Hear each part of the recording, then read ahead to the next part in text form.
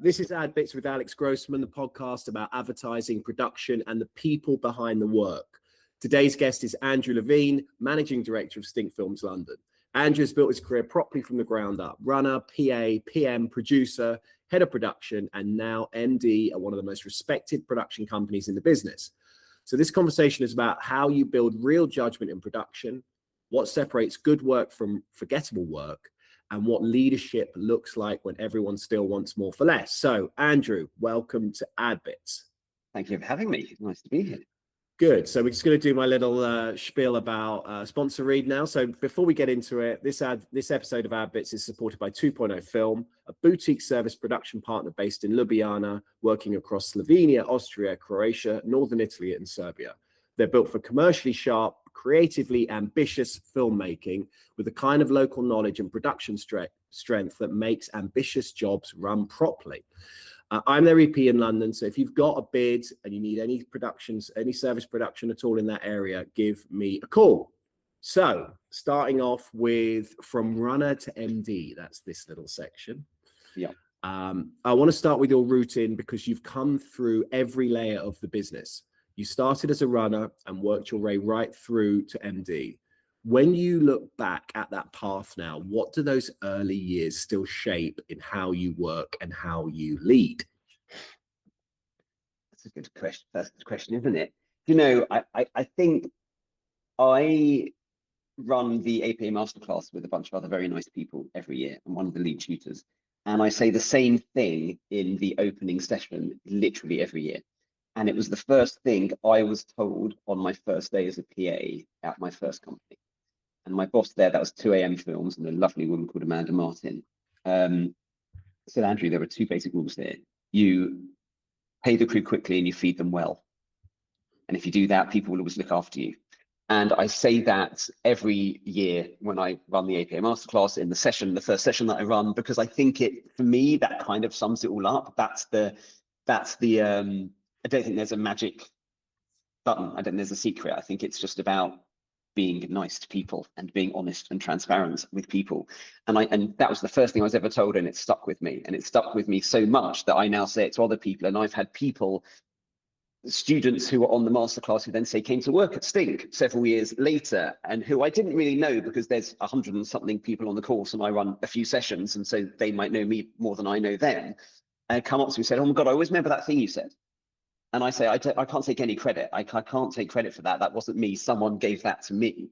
But I think that is one of the things that from the very beginning was how I was taught and how I was trained to do it. I thought 2 a.m. was a lovely company, and I thought they brought me up very well, and they trained me very well in how you do it and how you go about it. And I think that's kind of how I look at most of it at the moment. Really, and that one line or whatever 2 lines is kind of sums up how I try to deal with people, which is be fair and be honest and be nice, and people will hopefully be fair, honest and nice back. I think that's perfect. Like paying the crew on time or early, and feeding everyone really well. I mean, it's the foundation for every good shoot you're going to possibly do, and you're going to need favors further down the line, and it's just so important. I think it's more challenging in these times because there's less consistency in work. So there used to just be you're going to get a bigger job, so there'd be that. And I feel sometimes there may be too many favors being asked and no, there's never any payback. But I think that's a challenge of the time. But I think overall what you're saying is exactly right. And if anyone's listening about it, you could keep that going. You're in a good place. Just moving on to the next one. So we're going to go to, because there's a big difference between understanding production as a concept and understanding it because you've had to hold it together when things start wobbling. What do those early jobs teach you that never leaves you? God, that's a good question as well. I think that they're all good questions. I guess you've thought about this. I think it comes back to how you do things, how you go about them. I was very lucky that I moved up quite quickly, and I was significantly older than everyone else that applied for the runner's job that I got at 2 a.m. Films, and I probably because of that I didn't run for very long, luckily, because it's not the most fun. I was PAing within about 6 or 7 months, and I was PMing within about two and a half years probably. And I was very lucky that for most of my time at 2AM, I worked with one particular producer, a lovely man called Matthew Kitchen, who sadly died many years ago. And I thought he was a pretty amazing producer. He was incredibly kind and thoughtful. He was creative, and he was a very good partner to directors, but also a very good partner to agencies. He also was very good at letting people do the things they were good at. So I was very lucky working there that I was pretty good at writing the budgets and putting them together and managing them.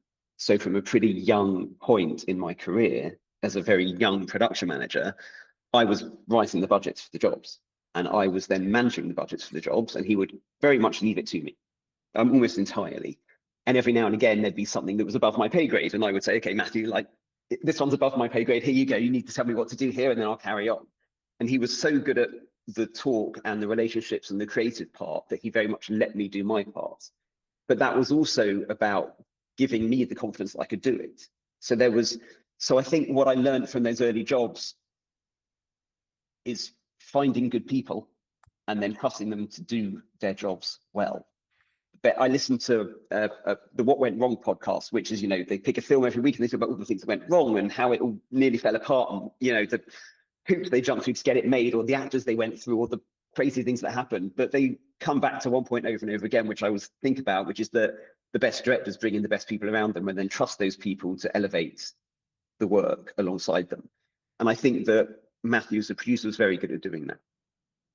And I think that was probably one of the biggest lessons I learned. And I maybe didn't realize you're learning it at the time, but just by being alongside him, we went for about 3 years, kind of all around the world on all kinds of jobs. And I think I probably learned a lot just from being near him and seeing how he did it. Yeah, it's great. That's really interesting. It's also, it's being lucky enough to have a mentor like that, that you can learn from, obviously, and then also understanding the fundamental, which I keep hearing again and again, and I've experienced myself in my life, which is, and my career, which is the best places just have the best people. It's not rocket science, is it? You literally just hire the best people around you. Yeah. I remember one of the guys I used to work for, he said, you hire people that are better than you around you. Yeah. And it's going to work. It's a really consistently interesting reality. I mean, the other thing that, funny enough, there's one other moment that really sticks in my head, and it's always stuck in my head, which is that I spent about 5 years there. I left to go freelance as a production manager, and on like a Friday, and on Monday I was back at my desk at 2 AM doing my first freelance job, because that's often how that works, back at the same company. But I was working with a different producer who I hadn't actually worked with before. And about a week into the production, he turned around to me and said, "Andrew, what's going on?" I was like, what do you mean? What do you mean, what's going on? He's like, well, like what's happening? I was like, oh, well, okay, well, so I've done this and that's happened, and I've spoken to this person and that's lined up and this is all sorted. And he said, "Andrew, what, you have to tell me, like, I need to know all of these things. You can't just go and do them." And I think that was because I spent so long working with one producer and getting very set in our little way of doing it, which was brilliant for me because I got a lot of independence. It was really eye-opening to then work with another producer who had a completely different way of doing it. And it isn't that one way is right or wrong or better or worse. It's just that everyone has a different way of doing it. And you have to learn that and learn that you have to be able to work with different people in different ways. And I remember that so well because I remember almost being taken aback, like, oh my God, I hadn't even thought that I had to fill you in on the things I'd been organizing, because I was just so used to doing it in one way. And actually, as a production manager just going freelance, that was probably the best thing that could have happened, because it really opened my eyes to the fact that everyone I worked with would do it slightly differently, and I needed to not assume and learn that from each person and kind of work out who they were and what they needed, especially when I was the PM to the producer, or the producer to an EP, really, in the same way. It's just like learning how those people like things to happen, how they like seeing them done, how they want to work. That always sticks with me. It's interesting you mentioned assumptions. And people do assume, you do assume stuff with you less experienced, and the assumptions, what is it? The assumptions are the basis of all fuck ups, I've heard. Isn't that the saying? And it's so true. And it's so interesting when you're, they're different people. And also you have to gain trust with people. You had an amazing situation with someone before, and you've learned all this stuff, you gain their trust, and then they let you get on with it. And then you go into new places and you're like, well, I'm amazing, obviously. And then you're like, well, we don't fucking know that. So you need to show your way. I think when you're younger, I know for myself that is, because otherwise you can come across really badly. Yeah. And there's also a really interesting line in there. I remember I spent, I think, 3 years freelance PMing, and I worked at a bunch of different companies. And one or two of them, I say, went in, did a job, left, didn't go back there again. And like there was one job in particular where I look back and go, I didn't do anything wrong. We got the job done. We did it perfectly well. But I look back and went, I don't think I smashed that. I don't think I showed the best of me. And I don't know if it was that I was maybe I was overconfident about the project. Maybe I was too keen to try and impress with who I was because it was a good company I wanted to work at. I don't know, but I always look back and go, some of them you come away going, okay, that went really well and they really liked me and they're going to call me again. And sometimes you kind of go, I didn't quite smash that. And I don't think I did anything wrong. I just didn't quite show myself in my best light. And when you are a freelancer and you're going in somewhere you've never been before, especially if you don't really know the people, it's a one stride kind of often. Yeah. And I don't think they came away going, I don't like him. They probably just kind of went, he was all right. But they didn't go, he was great, let's call him back. And that's, I remember that feeling at the end of the job of going, I don't know. I came away like unsettled by it. Like I just hadn't quite got it right. And again, I think you learn more from your mistakes, right, than from your successes. And I think I just learned things from maybe the way I approached the job or the way I approached the people in the office or the way, I don't know, just the way I put myself across, I guess, on that job. I think it's so important to, you mentioned it, just to touch on the point you just mentioned, which was, learning from your mistakes. When you make a mistake, rather than dwell on it, and think, oh my God, and let it anchor you down in sort of the negative space and live with you for a long time. You just got to try as soon as possible to pick yourself up and learn from the experience, what you did wrong. That again. As soon as you do that, you can move on and go, you know what, I fucked up. And sometimes you can't rectify a situation. Sometimes they're not going to call you back because of it. And you've just got to be like, well, fair enough, but I've got to move on anyway. And therefore I've got to learn from it and not repeat the same mistakes, I think. Yeah, and the funny thing about that is that job, at the same time, that job is probably why I am where I am now, because the person that was head of production there at the time, who I didn't really have that much to do with on the project, but I stayed in touch with. And over the years, I would just every now and again drop a message. How you doing? What's going on? They went somewhere else. They set up their own thing for a while. They went somewhere else. And anyway, I had been an in-house producer. I then went freelance producing again, and I hit them up, and they were hit at Stink, and I hadn't seen them in years, but we just exchanged messages every now and again and emails and just stayed in touch. And he was like, oh, and I actually didn't hear anything back for a while. Then suddenly he came, oh, sorry, I've not been around. I wasn't very well. I'm back. I saw your email. Why don't you come say hello? And I'd never managed to get into Stink as a freelance production manager. I'd always wanted to, because they were one of the, great companies. I was like, oh my God, I want to work there. And I never kind of cracked it. I never got in. And I went for a chat with him, and he got me into bid some jobs and produce some jobs. And that was 14 and a half, 15 years ago. And within a year I was full-time, and I've been here ever since. So it's amazing how, even though that actual project didn't go as well as I wanted, and maybe I didn't put myself across in the way I wanted overall, I built a connection with someone, a small relationship with someone, which turned into this. So, I think every job, every opportunity is an opportunity to meet someone or do something. And there's a lot to be said for that building of relationships, because even if that project itself doesn't go perfectly, it doesn't mean the next one won't, or that person might not reconnect with you somewhere down the line in another way. So I was very attentive as a freelance PM to try and build those relationships and connections with people, and stay in touch with people, and kind of playing. I had no plan. I'd never had a plan, but playing the long game of, it can't hurt to maintain relationships and friendships with people, because you never know what might happen.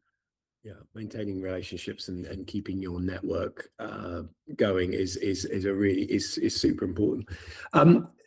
Moving on to the next question. And when you were coming up, were you ambitious in a clear long-term way, or was it more a case of just getting better, being useful, and earning trust? I mean, I am ambitious. I think I always was ambitious, but I never had a clear plan, is the honest truth. I got into the business not really knowing anything about it, and realized that I really enjoyed it. And I always thought, oh, one day I want my own company. That was kind of, because that's what you do, right? That's what I saw. That was it. There was no more thought to it than that. But I've always been someone that feels like you have to be good at the thing you do before you can do the next thing. And I know it doesn't work that way for everybody, and lots of people kind of almost start out as producers, and they just grow as producers. And I went through the kind of the levels, and I think there's a lot to be said for going through the levels, because if you're going to be put in a situation as a production manager that you've never been in before, but you have seen it when you're a production assistant, or you're the producer and you remember when you were a production manager, there was a situation similar to this, even though you weren't the person necessarily having to solve the problem or find the solution, you've seen how it feels. So I always thought there was a lot to be said for going through the layers, but I didn't really have a plan. I was ambitious and I wanted to do well, but my plan was, oh, maybe I'll have a company one day. That was kind of it. And each time something happened, it was coincidence rather than plan. So I left 2 a.m. because I was like, I've been here 5 years. I feel like I need to go freelance to meet more people and to spread my kind of production manager wings. I ended up going in-house at the sweet shop as a producer because a friend was running it at the time. She needed a producer. I wanted to step up to producer. She was like, well, why don't you just come in and be my producer? So I was like, okay, that sounds good, because that's much easier than going through the years it can take to make that jump. I left there after a few years, went freelance to the producer again, and then ended up joining Stink full time, having had no plan to go back to full time so quickly, but because a good opportunity arose. So I've never had a proper plan.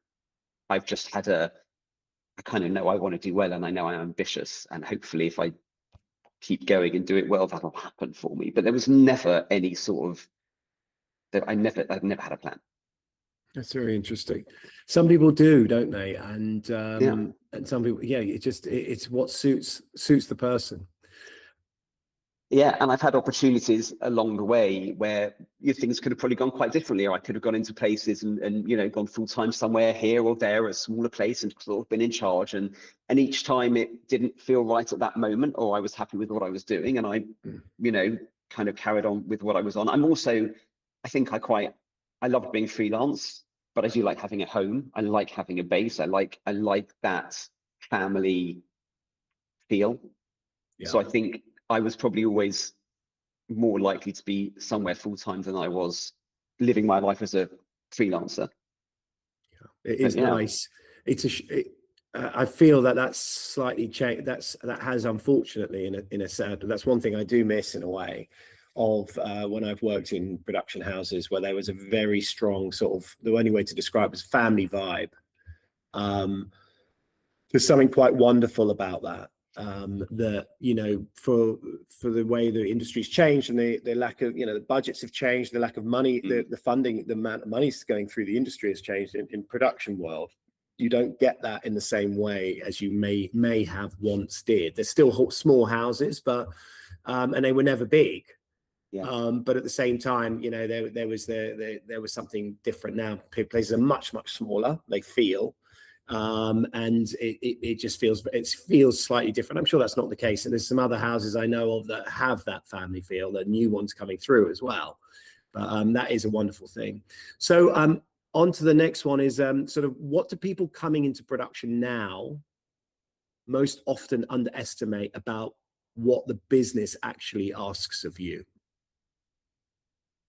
I think probably I don't know if it's the only answer, but the simplest one is that I do think there is a change in attitude, which is possibly not a bad one on the whole in terms of the work-life balance. I think probably it is important that there is a better work-life balance, and probably for many decades there really wasn't. I think that has probably changed for the most since COVID, and therefore the way people approach work and approach their lives. And I think probably that is not a bad thing.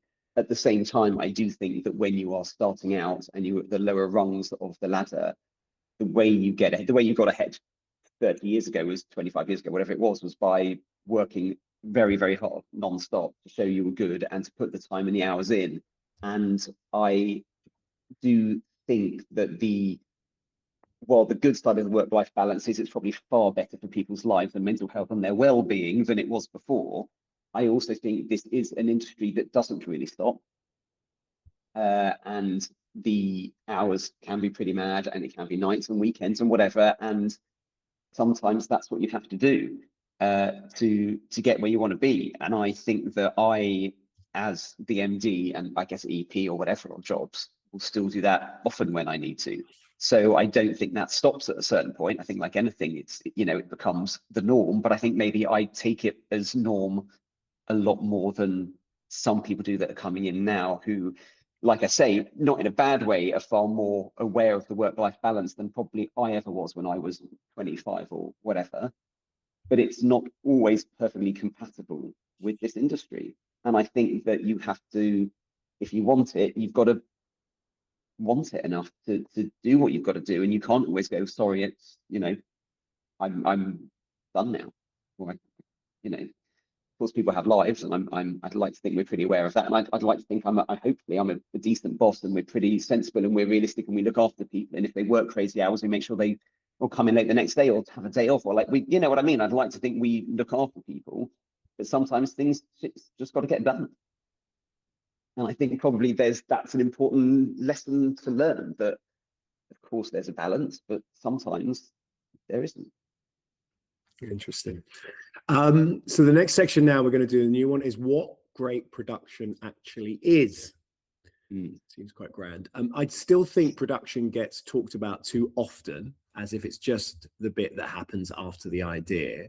But the best production is judgment, taste, timing, problem solving, protecting the work when reality starts closing in. So what do you think people misunderstand most about what great production actually is?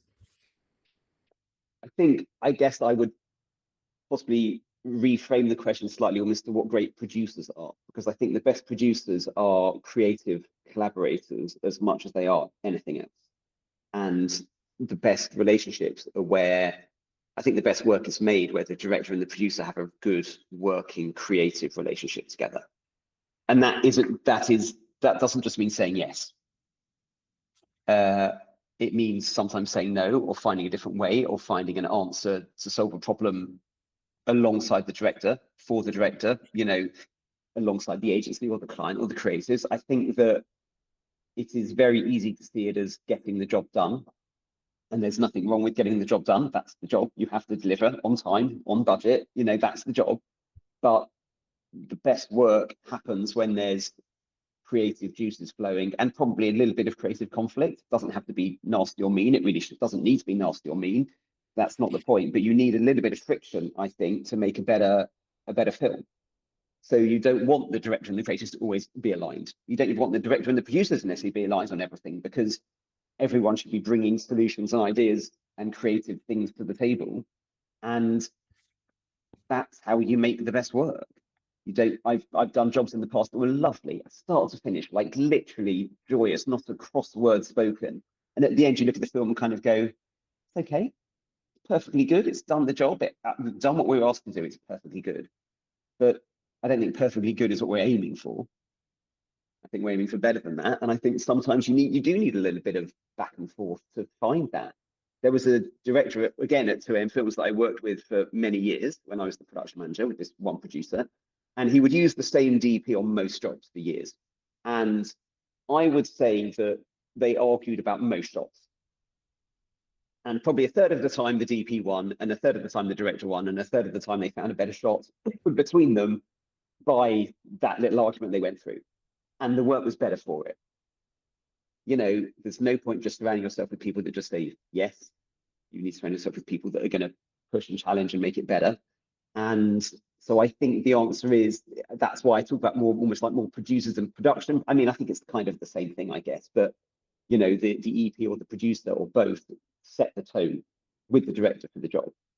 And I think you always want there to be a push creatively to how do we make this as good as it can be, rather than let's just do a nice job and crack on, because that's fine, but that's not, you know, Blake, who's obviously one of the big bosses and owners of Sting, always says something, and I've always believed it to be completely true, which is that how many jobs you do in a year and how many jobs each director does, no one really knows that outside the company. No one's paying attention to that.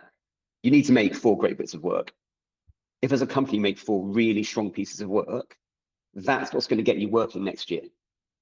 How many jobs you did, what your turnover was, no one else cares. No one cares. No one knows or cares outside your company. What they care about is the output. So you need to make 4 pieces of really good work that you can shout about and PR and do your sales and your new business or whatever to make the new work come in. And I think that it's 100% correct. So if every job you just go, oh yeah, we'll do a nice job and move on and everyone will be happy, it's like, that's not going to get you work in future.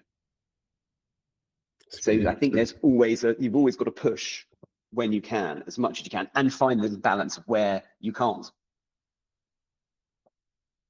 I think that's probably the one of the challenges, and the directors that do that really well are the ones that can see when to push and also when not to push, or when to accept that they aren't going to win that discussion on, I don't know, that cast member or that location or that bit of wardrobe or whatever it is. And that might be that they lose that to the agency, or it might be that they and the agency are aligned, but they lose that to the client. And it's like, that's not the point. The point is at some stage you have to know when you're, which battles to fight and where to put your energy to make the best film you can, but accept that ultimately you're not making it for you. Like, we're not making art, we're making commerce, right? We are helping clients sell things. So ultimately it has to be something that makes them happy and gives them what they need. But how do you get that? How do you make that something more than they envisage, better than they thought it could be? And sometimes that means you have to push them places because maybe they don't see it the way you do and they don't understand it as well as you do. But that's if you can do that, but do it in a good way, I mean, then that's the game, I think.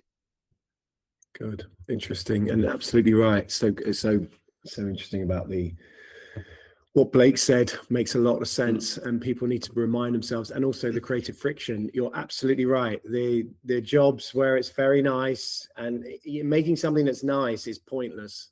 Yeah. Almost, in our world anyway, as a production house. Yeah. If we pitch a job and we lose it, which obviously I'm very angry about generally anyway on principle, but if I lose it and then I see it on TV a few months later, or online a few months later in the cinema or whatever, and it's really good, and I'm like, you know what, fair play, you chose well, that director smashed that, really good, and I will generally message the agency, go, that was nice, you did that well. If I see it and it's rubbish, I actually almost don't mind. Like, okay, that clearly was a nightmare. There must have been some real issues there. They must have had a real challenge with something that made that happen. That's, you know, gosh, maybe we dodged a bullet, whatever. When I see it and it's just nice and average, that's the one that really annoys me. That's when it bothers me, because I'm like, oh, God, we could have done that better than that. That's when it gets me. It's not the extremes, it's the middle. It's the average middle that bothers me. That's absolutely right. Okay, so when you were producing and leading production, what separated the people you really trusted from the people who were just competent?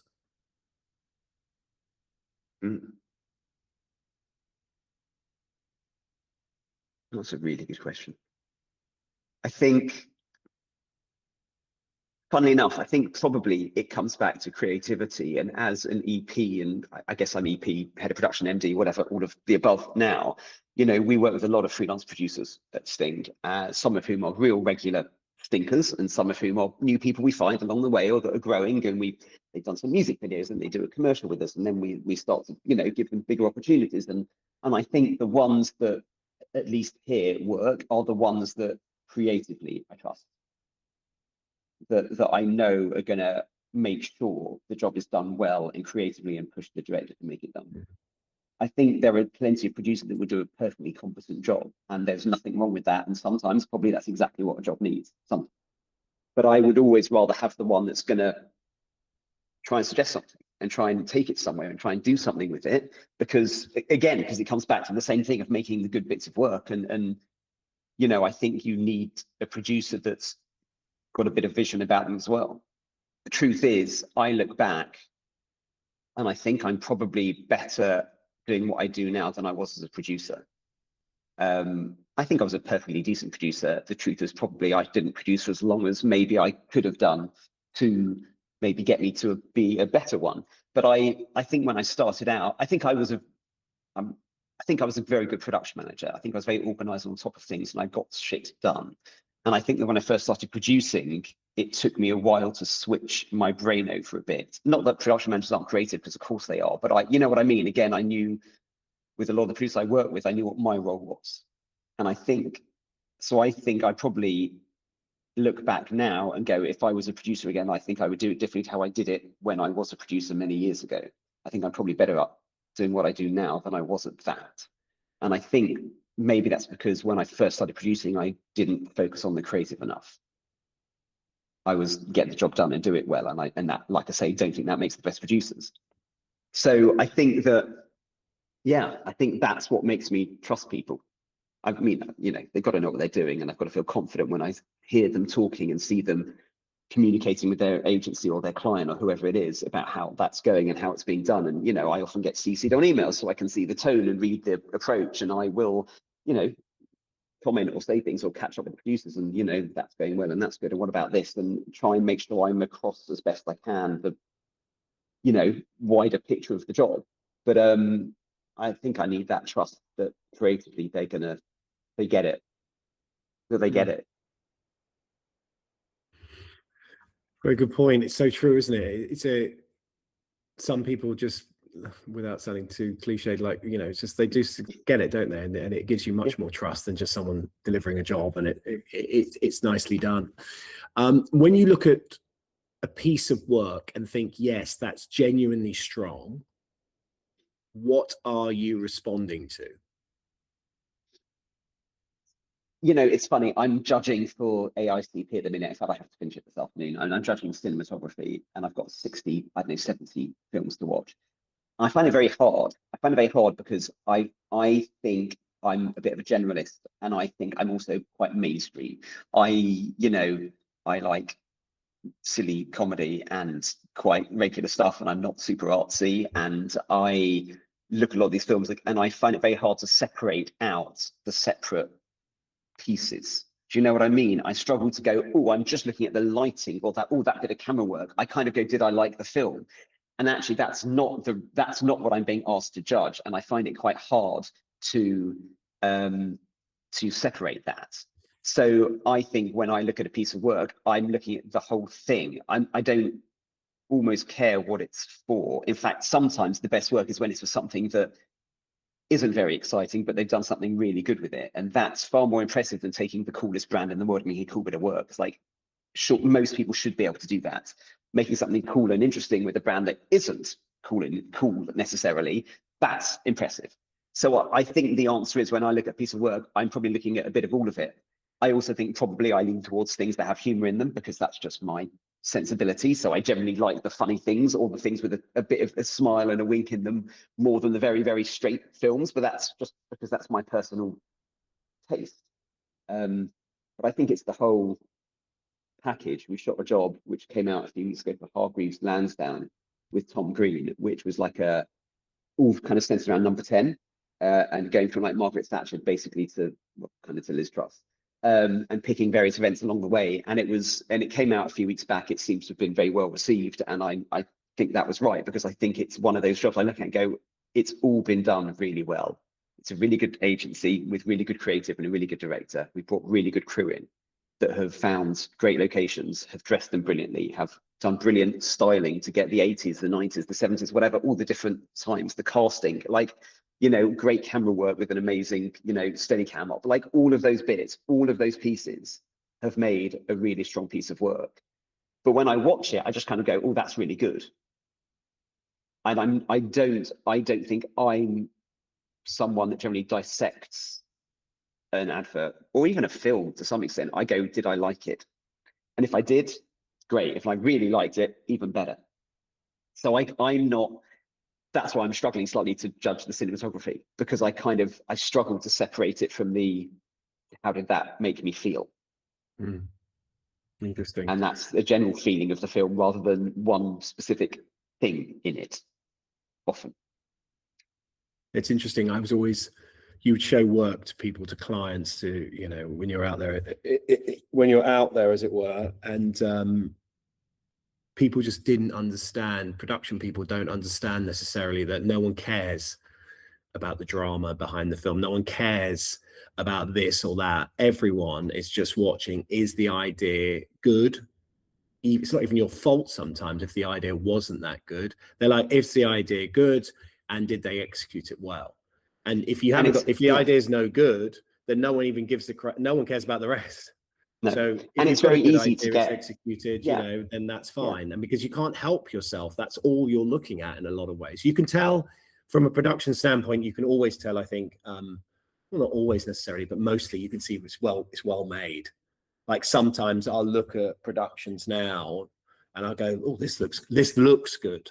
You know, like in a movie or something, you're like, oh, this looks well made. Whether it's any good or not, you can feel, you can sometimes feel it. And I think there's a balance, isn't there, between being well made and then there's that next level of being really creative as well. You know, you're like, you're drawn in because it's not, for want of a better word, it's like that X factor's been found. There's something you can't quite put your finger on, but it's kind of there, and it draws you in.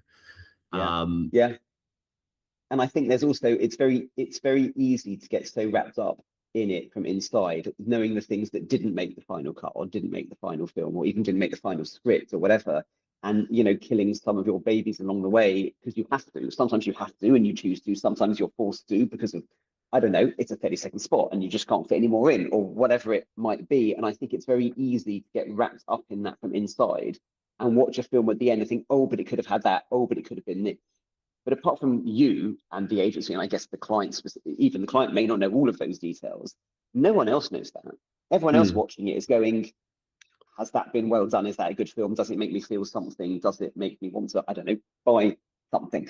So I think it's important to be able to step back and kind of look at the film that you make at the end and go, have we made a really good bit of work there? Not worrying about whether maybe it could have been 5% better. It might have been if you had won one of those battles or something else. You hadn't had to kill one of the babies along the way. But that's not what people are seeing. People are seeing the final film you made. Have you made a really good bit of work? If you have, you know what? Pat on the back. It's not easy. It isn't. It's often incredibly challenging because of time or money or people or whatever. And it's like, if you do manage to make a really good bit of work, even if it could have been 5% better if you'd won something else, you still should be able to step back and go, do you know what? We did something really good there.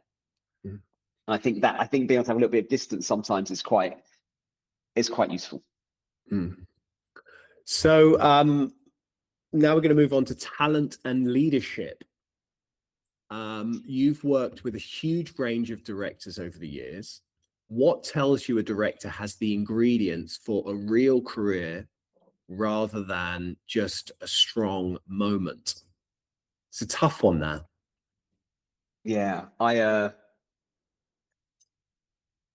it is. And being very honest, I don't think I'm at Stink the kind of leader when it comes to the talent. I mean, you've got Daniel Bergman and Blake Powell, two people who have been spotting talent for, you know, decades, and they're very, very good at it. So that makes me very lucky. It makes my job slightly easier because you have people around you that are, you know, excellent at doing that. And we've got a couple of, like, a young EP, Don McKinnon, who's like our music videos and like branded content EP, who also is an amazing spotter of young talent. So being surrounded by people that are very good at that makes my life slightly easier, for sure. There's no doubt. But I think it's difficult to answer. I think the honest truth is it's about belief. It's about knowing who you are and understanding who you are, and you know, I guess to some extent learning to play the game to some extent, knowing how you have to do that. And we've got a couple of younger directors actually that are already at a really young age, like sickeningly good at the creative and the relationship and the understanding of what they're trying to achieve. And actually, that is a pretty incredible skill to have. It's one thing to develop that over, 10 or 20 years of a career. It's another thing to be 26, 27 years old and already have it. You're like, geez, how's that? How? Like, you're just literally a natural. Like, it's just something you can do. And I think that's a pretty incredible thing when you find it. And I think when you do find it, you can see it right there. It's pretty hard to miss. I don't think that you don't. I think it's pretty hard to miss if it's that good. So I think that I don't know if there's one thing I could put my finger on said that makes the difference between a good director and a great director. Sensibility, tone, like understanding of the world you're creating and how you do it. But obviously there are so many directors that do so many brilliant things in completely different ways or completely different genres of the work. So I think it's very hot. There's no one size fits all, I don't think, because I think, one director that's amazing with, say, camera techniques and the way you build a story and the shape of the outline of it, and someone that spends every minute focusing on the cast and there are so many different ways of going about the job, that I don't think there's one magic bullet. I think it's about knowing who you are and knowing what you believe and having the self-belief. I always think it's a very interesting job being a director, and I'm very glad I'm not one. But the idea that you have to walk into the room and basically say, there is no one better than me to do this job. You have to believe that. So if you don't believe it, you definitely won't win the job. You have to really believe that. And I think to have that self-belief and understand, see the script and go, I can see this. I can see how I can make this better. I can see what I can bring to this. I think probably it's the vision of when they see a script or whatever it is and go, oh my God, I can take this somewhere and I can do something with it. And I think that is probably the sign of the best directors, that take something and elevate it. The next question was you've kind of touched on a lot of it, but because talent is one thing, but consistency, resilience, judgment, and being someone people actually want to go again with is something else. Yeah. What do directors sometimes misunderstand about what makes them easy to back from a production company point of view? I mean, it's slightly different. It is, but there is a lot of similarities, right? I think that's the whole thing. I think it comes back to the idea of you have to push creatively, but you also have to know when you can't.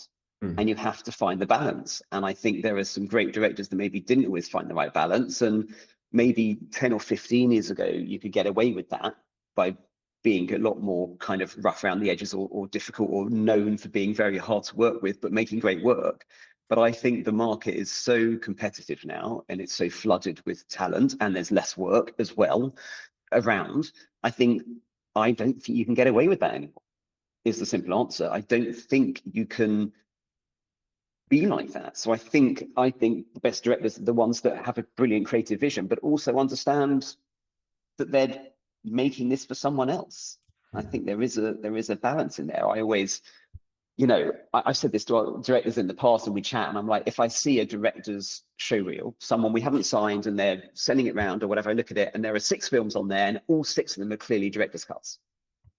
My first assumption is they must be really hard to deal with, because if they can never agree with anyone on anything, that I don't think is a great advert for them. If 3 out of 6 are director's cuts, okay, 2, 3, fine, I can live with that, but surely the dream scenario is you make a brilliant piece of work that you're really happy with, the agency really happy with, and the client are really happy with, and that is the same piece of work. Surely that's the dream. So if every single film you ever show anyone of yours is your director's cut, my assumption is, are you a bit of an asshole? Like, are you just not very able to ever accept anyone else's opinion? And you know what? They might be wrong. They might be wrong in many of those circumstances, but that isn't the point, because you're not working in a vacuum. You're working with other people for other people. So I think there's a balance in there that is important to find. And that's what I say. You've got to push creatively. You've also got to know sometimes where you can't, or you have to give up that fight or that battle or that thing, because even if you think you would make it better, it's not going to happen, and all you're doing is antagonizing everyone, and you're not going to win it anyway.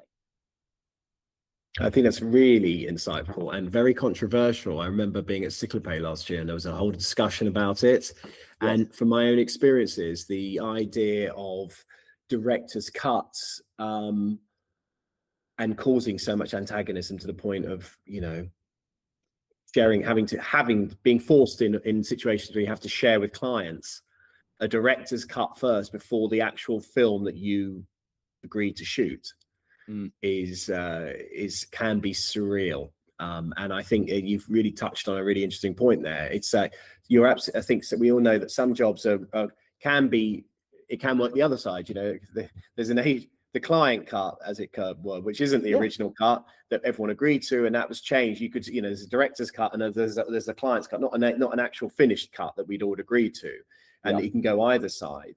But if you want to be delivery, I agree. You don't want to. It's like seeing spec ads. I appreciate them, but I've never ever looked at them and gone, oh yeah, he can do. I'm going to book him on a job now because he can make a spec ad or she can make a spec ad. I just find it all a bit, it's artifice, and it's not authentic. It's not, you want to see what the job was that you delivered. I can make this job. I can, a music video is a different scenario, or different creative piece is a different scenario, but that's what I've always felt anyway. And the job is always to make it better than what we get given, right? A really good agency writes a really good idea, they bring it to us. Our job is to up it a level, which shouldn't end up necessarily being an exact reflection of what we first saw in the script or the original board or whatever it was we got. And even on set, that there should be an openness to finding better ways of solving things and better solutions and better lines of dialogue or whatever it might be. And a good relationship with your agency or client or both lets you do that. And then you make a better film and everyone sees that cut and goes, this is a really good film. Rather than, oh yes, but first we need to see the cut that was exactly as per the boards. It's like, well, that won't even make any sense. But you know what I mean? It is that I think it's that's why it all comes back to the same thing for me, which is relationships and transparency. I'd like to think that what I bring to the table is I'm honest and open. What you see is what you get. I'd say I'm helpful. I try and be helpful and honest and friendly. I try and make it a pleasant experience. If someone needs help, I'm there to help. I may not always be right. I may not always have the perfect answer, but I would always try and do it in a way that takes other people along with me or with us on the journey. And I think if you do that, you do make better films, you do change things, and you do improve scripts or boards or whatever it might be. And then you should end up with a film that everyone goes, this is great, and let's all have the same one. Like that, then you've won. And the agency and client would go, well, that was nice, let's do it again. And then you've really won, because every job, every opportunity is a short game and a long game. The short game is, can we win that project because it's a nice script, the director wants to do it, we really want to make that happen, we need the money, whatever. But the long game is, can we build a relationship with that agency or that client so they keep coming back? And doing a brilliant job, but fucking absolutely everybody off isn't necessarily going to bring people back. Doing a great job and not fucking everybody off. I think the idea for repeat business is, if the work is excellent, the win is amazing work and repeat business. They keep coming back, and then you're in the sweet spot. Anything beyond that, that's what everyone should be aiming for. And it's fascinating how short-sighted people are in any part of the industry of not really getting to that point. That's the win. Great work and repeat business. Going back, it seems so obvious, but as you know, in our industry, no one can see beyond the job so many times for so many reasons. Okay, so once you became MD, what changed most? Did you start hitting people? Were you physically and verbally abusive? Did you feel right, I'm here now? I can really be myself. No more Mr. Nice Guy. I mean, probably not vast amounts. Obviously, more responsibility, which was, that's part of what you have to do. I don't think it's changed who I am. Maybe you'd have to ask the other people around me. I don't think it has. I think I've always pretty much been the same, for better or worse. I think it was maybe the ability to step back a little bit and see the bigger picture. pitch a lot of the jobs. I budget a lot of the jobs that we pitch. I don't EP all of them by any stretch. We've got obviously other EPs that do that. I still EP some jobs as well, but I budget a lot of them. And the only way I can do that is by broad brushstroking jobs, really. If they are incredibly complicated, incredibly technical, incredibly fiddly jobs to work out, I will not bid it, because I cannot give one job that amount of time.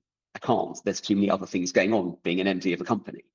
So I think probably the biggest change in me was that I had to step back a little bit. I'm now I'm aware of all the jobs, all the things that are going on, but I'm slightly further away from a lot of them than I would have been as even the head of production, or, you know, or definitely as a producer.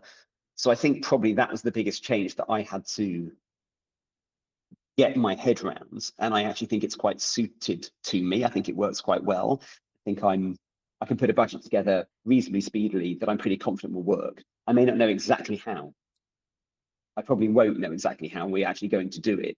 But if I bring in producers I trust with good directors, I know they'll work it out. And I'm confident that the budget I've given them is enough to do it and do it well. So I think it's all wrapped up in probably becoming MD, but still budgeting a lot of the jobs. So I'm still very close with a lot of the jobs, but I'm one step removed from it. And I think that's probably not a bad thing. Yeah, good to know. Moving on now. So what does leadership at that level actually involve that people outside the business probably do not see? Because I imagine a lot of it is not glamorous. It's judgment, standards, people, timing, and making sure the place keeps moving without losing its edge. Yeah, I think, look, I think probably the hardest part of running a company is managing people, right? I think look, if you've got a good company, good directors and good sales, then you'll see good scripts. And if you've got good relationships, those things will come in. And of course, winning those jobs isn't easy, and getting them in isn't easy, and building relationships isn't easy. But that's all the kind of the in front of the camera bit of it all. Managing people is hard. It's personalities, it's emotions, it is personal circumstances, and that is something that I think is always quite a challenge. And this isn't even a big team. I think there's like 11 or 12 people at stake, so we're not some huge place full of hundreds of people, but you obviously build relationships and friendships, and you have to remember that you're also still the boss. And there's sometimes you have to be hard about something. Not that I'm generally very hard. I don't think people describe me as hard. But I think that is one of the more challenging bits, and one of the things that I don't mean struggle with the most, but is the most challenging, which is just managing that. And when people leave, when people join, when people maybe don't want to leave, like that's not fun. And I don't think anyone anywhere enjoys it. If they do, they're probably a psychopath. I mean, that is not easy, and not something that most people enjoy doing. But if you can build a team that are enjoying their work and are happy where they are, then I think everything's better because of it. So there's the two sides to that, are the tough bits, but also the really lovely bits of, when someone does something really good, or you can see them flourish and grow, and you're like, oh my God, you're amazing, you've done so well with that. And that is a joy when it happens. And I think there's a big positive to it, but it's hard, like it's challenging. Okay, now we're going to move on to and I think what you were saying about people, I think, as you said, everyone finds it difficult. I mean, a personal, private, I mean, it just is, isn't it? It's the biggest challenge. How to respond, how to empathize with those people's situations, without thinking, you're doing something and you're not physically thinking of the other, because you're so in your head. And it's an endless test, and it is endlessly challenging, and just trying to find that way, and then and also remembering, I think one of the words you said, and remembering you're the boss. And there is it's tough. So okay, now we're going to move into the next section, which is the state of the industry. Okay. Let's talk about the market now. Everyone still says they want great work, but not everyone wants to pay for the time, thinking, or process that great work usually needs. have expectations become a bit unrealistic? You know, as in better, faster, cheaper, and somehow I mean, no yeah, of compromise. course they have, right? It's funny enough. I don't even know if it's that the budgets have got smaller. It might be the same. It's shrinkflation, right? The budget might be the same, but more things have to be done. Maybe that isn't shrinkflation, but you know what I mean. I know what you mean. But it's that idea that maybe the budget is the same as it would have had 5 or 10 years ago, but as well as the film, they also now need 4 social films and some stills out the same campaign, and you need to take care of all of it. And you know, it is. I think that is how that challenge, how I feel the challenge looks. I think, yeah, it is obviously, you need time. You either need time or money for a job. Having Yes. neither is you're asking for trouble. And it's not that we can't do it, and we will, and we'll probably do it pretty well. But will it be as good as it could have been? And will we get away with it every time? I think the danger in this business is that 99 times out of 100, or I don't know, 999 times out of 1,000, we pull it off. I don't mean we as in Stink or as in me. I mean, generally in this industry, we're really good at what we do. We're clever, problem solving, solution finding people. And that is pretty amazing. I think it's a skill set that isn't for everybody. And I think the people in the industry, they're good at it, can cross across a lot of those areas. The problem is when you keep pulling it off, people will then just keep pushing.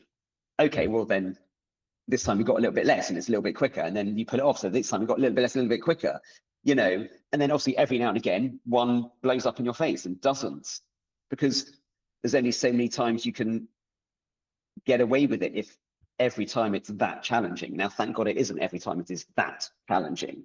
But I do think that's almost the biggest challenge. Doing it and still doing it well only means that it will get doubled down on. People aren't going to go, you know, you smashed that one, so this time we're going to give you twice the money and twice the time because you did that smaller one with less time so well. They're not going to go, brilliant, I've actually got slightly less for the next one and I've got even less time because you pulled that off, so surely you can pull this off as well. And I think that is, you're kind of victims of your own success, I guess, as an industry. That the more we're able to do these things, the more people think we can do them. So it starts being not the norm until that becomes the norm, and then the new norm comes along when it gets a bit tighter and smaller again, and then everyone says they can do it, and then they do it, and so that becomes the new norm. And I don't think race to the bottom is necessarily exactly the right term, but I think we, by actually pulling it off so often, we only maybe encourage it to happen more. But then if we didn't pull it off, we wouldn't get any work. So you don't really have a choice in the matter. But I do think that is it's definitely harder. There's less work out there. There are more directors that want to do it, and there is generally less time and less money to pull that work off in. And I think all of those things make that harder. Doesn't mean it isn't great and lovely and really enjoyable. Often, most of the time, probably, I love my job. Does every friend of mine that isn't in this industry say the same thing? No, they absolutely do not. Some of them do, not many. I really enjoy what I do, and I meet amazing people and do interesting things in interesting places. And I think that's a pretty amazing thing to do for a living. But it's bloody hard. Yeah, it's bloody hard. And what do you think the best clients and agencies understand about production that the weaker ones do not? I think I actually come back to creativity again. I think the best agencies are the ones that can bring their clients on a creative journey, and the ones that are just going to say yes, sure, to whatever the client says aren't going to make the best work. And look, maybe that will keep them going and keep their retained business, and perhaps that does work, but I wonder if long term it works. I feel like clients are more and more savvy to the actual work and what they're getting. There's obviously more and more clients that are coming direct to production companies, so you know they have their own in-house internal creative department or whatever, but they are probably closer to the work than they would have been traditionally. But I think the best agencies are the ones that take the clients on the journey. And I think probably the best production companies are the ones that take the agency and the client on the journey as well. I think it all comes back to creativity, and whether that's creativity in the problem solving or in the performance or in the whichever bit of that it is, I think it comes back to creativity. And I think that's how you stand out. And that's how the good agencies stand out. Yeah, I mean, And it goes and back to yeah, goes back to creativity, doesn't it? If you're not making great work, you've got to stand out fundamentally, as a production house, as an agency, and the ones that do stand out are the ones that win. The ones that trying to do all the bigger work, or they're trying to, the ones that don't stand out don't survive. And I think it's just it's blaringly obvious, especially unsurprisingly in advertising. If you're not making a splash, then you're not really getting anywhere. And I think it's also bravery. I think brave clients. I think that it is not easy to be brave at the moment. The world is hard. Life is hard. Things are more challenging. Everything becomes tighter and trickier and more. There are risks. It feels like everywhere. I think that a brave client and a creative agency, the recipe is right. That's how you make good work. So I think there's a lot to be said for the clients that are willing to, take a bit of a risk with, whether that is with the director they pick for the job or the script that they buy from the agency or whatever it might be. You just start at a point of, look what we've got and look what people are willing to do. And then it's pretty hard to fuck that up. You really shouldn't, because you've got everything in front of you, that the tools to make something great, even if there's not enough money or time, there are still plenty of challenges. But, if you start from that point, then you're like 20% further along before you even started. So when budgets get tighter, where do you fight hardest to protect the work?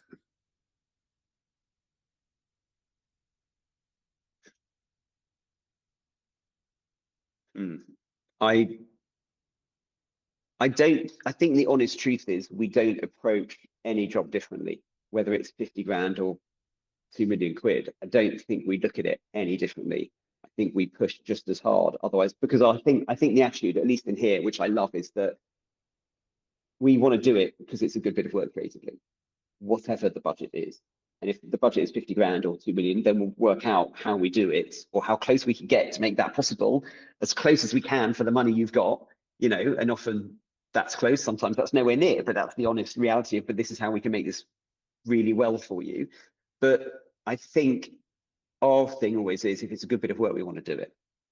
So then it doesn't matter, because it's all relative. We're going to protect it in exactly the same way, irrelevant of how big the budget is, because there's no point doing it if it couldn't be a good bit of work. Yeah. If it's not gonna be, look, of course, every now and again there's a job that's just a money job, and it's like, we'd be mad not to do that money job, of course, but they're pretty rare. They're pretty rare. I think the reality is it going to do something good for the director in terms of developing their career, getting on their reel? Is it going to win awards? Is it going to get noticed, make a splash? Is it going to help move someone onto the next level? That's like, if the job has that, then it doesn't matter what size the budget is. We're going to go just as hard on trying to do it and trying to push creatively and trying to protect it as we can. Doesn't matter what size the budget is. So I actually think the answer is, the size of the budget almost doesn't affect the way we're going to treat the job, because if we wouldn't approach it like that, we probably shouldn't be doing it in the first place. Okay, so I'm mindful of your time. Yes, I'm people are waving at me, but that's fine. Yeah, exactly. So let's do the quick close section, okay? Yeah. So I'm going to ask you some questions, and just respond, very simply. There's okay. No need I'll try. I do like talking. So yeah, no, I'm just saying. So here we go. So what makes a great producer? You've touched personality. You've talking about it a lot. Personality, creativity, relationships, and understanding the building blocks of how you put it together. Great. What makes a great director? Vision, creativity. I think an ability to collaborate. Okay. What makes a great client? Bravery. I think a willingness to trust their agency or their director or their production company, whoever they're doing it with. If you're going to ask someone to do a job and you're going to give it to them because you think they're good, let them do it. Good. This is great. What do younger people in production need to learn faster? I mean, I would say there aren't any shortcuts. There is no, you just have to do it and do it and do it again, and then you'll get good at it. What do you have less and less patience for?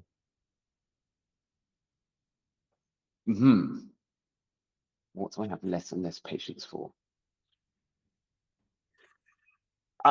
Honestly, it's quite hard to answer. A lack of transparency. You know, every now and again you're pitching a job and you ask the agency who you're up against, and they say, oh, we can't tell you. Like, well, why not? I'm not going to go and break their legs. Like, I actually think there's a value to me knowing, because if it's two directors very similar to my director, I can go, okay, so you're really clear on what your idea is and how you want it done. If it's two directors that are entirely different to my director, that also means, okay, you've got various different ways you could approach this job and you want to see what comes back. That will affect how we think about the job. I think I have less and less patience for a lack of transparency. That's just one small, stupid example, but I think that the way you do good things is by working together. So if you can't work together well, then doesn't make good work, and it starts to wear you down. That's great. And the final one now, I promise. And what does great production leadership look like now?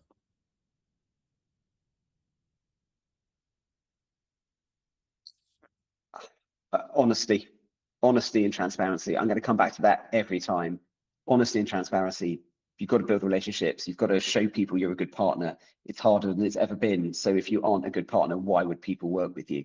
Why would they come back? Like, you've got to show them, whoever that is, the client, the agency, whoever it is, that you are a good partner for them. And that might be you, that might be your director specifically, it might be your company. It's all of it.